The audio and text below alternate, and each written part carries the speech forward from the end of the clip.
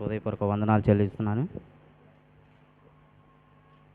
యేసుక్రీస్తు ప్రభువారు ఈ గుడ్ ఫ్రైడే రోజున సిలువలో పలికినటువంటి రెండవ మాట, లూకాసు వార్త 23వ అధ్యాయం 43వ వచనం.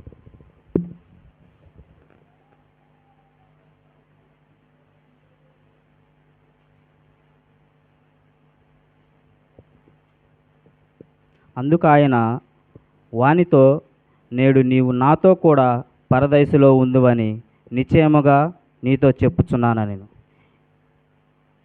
ఈ యొక్క మాట ఎవరితో మాట్లాడారు, చెప్పారు అనేది మనం చూసినట్లయితే, ముందుగా లూకాసు వార్త 23వ అధ్యాయం 33వ వచనం చదువుకున్నట్లయితే,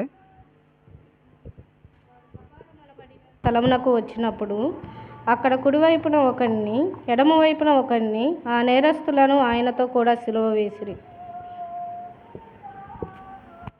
ప్రభువైన యేసుక్రీస్తు వారు ఆ సిలువను అను మ్రానుని మోసుకుంటూ కపాలం అనే స్థలము యొద్దకు వచ్చినప్పుడు, అక్కడ బందిపోట్లు అనే ఇద్దరు దొంగలు వారిని కూడా కుడివైపు ఒకరిని, ఎడమవైపు ఒకరిని సిలువ వేసిరి.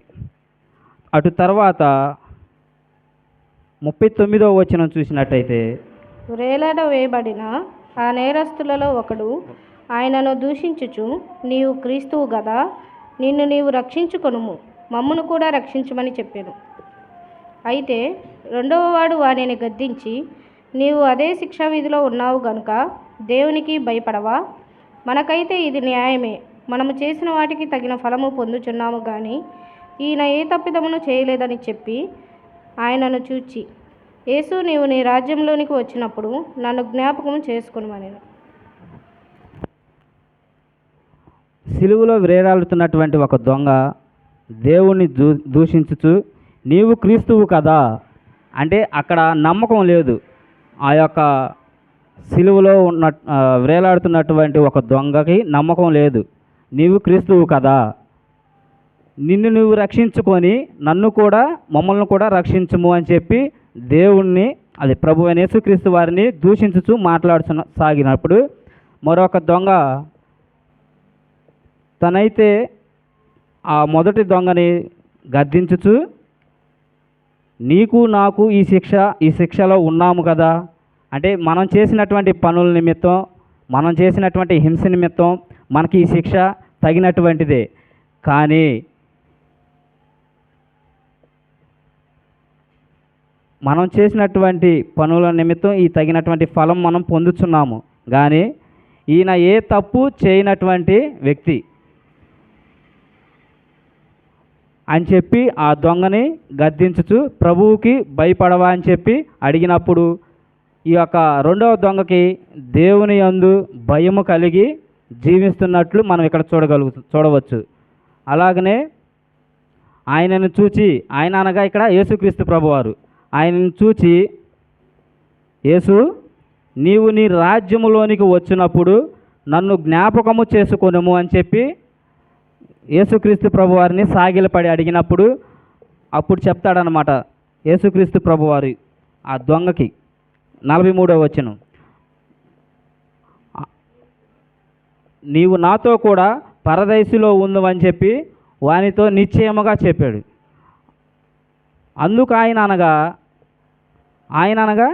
అందుకనగా యేసుక్రీస్తు ప్రభువారు వానితో, ఎవరితో చెప్పాడు ఈ మాట?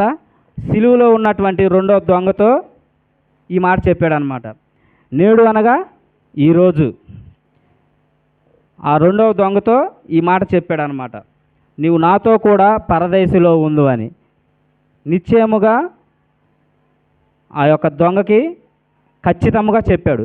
పరదైసులు అనగా మనిషి ఈ భూమి మీద చనిపోయిన తరువాత, అది యేసుక్రీస్తు నా రక్షకుడని అంగీకరించి బాప్తిసం పొంది మరణించిన తరువాత ఆ యొక్క ఆత్మ పరదైసులో ఖచ్చితంగా ఉంటుందని చెప్పి కుమారుడైనటువంటి యేసుక్రీస్తు ప్రభువారు ఆ దొంగకి చెప్పడం జరిగింది. ఇక్కడ మీకు ఒక క్వశ్చన్ రావచ్చు, ఈ భూమి మీద జీవించి మనము బాప్తిసం పొంది మరణిస్తే తప్ప మనకి పరలోక రాజ్యం కలుగదు.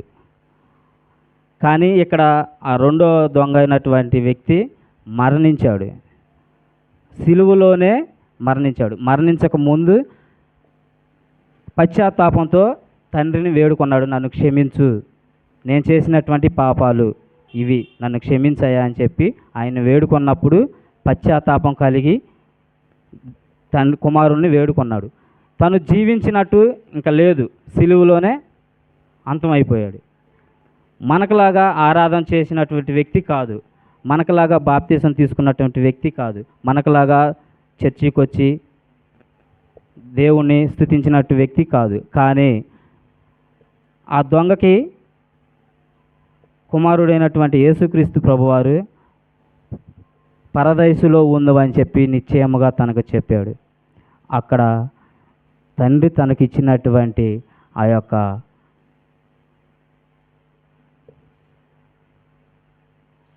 అధికారాన్ని వినియోగించుకొని ఆ దొంగని పరదైసులోకి తీసుకెళ్ళాడు.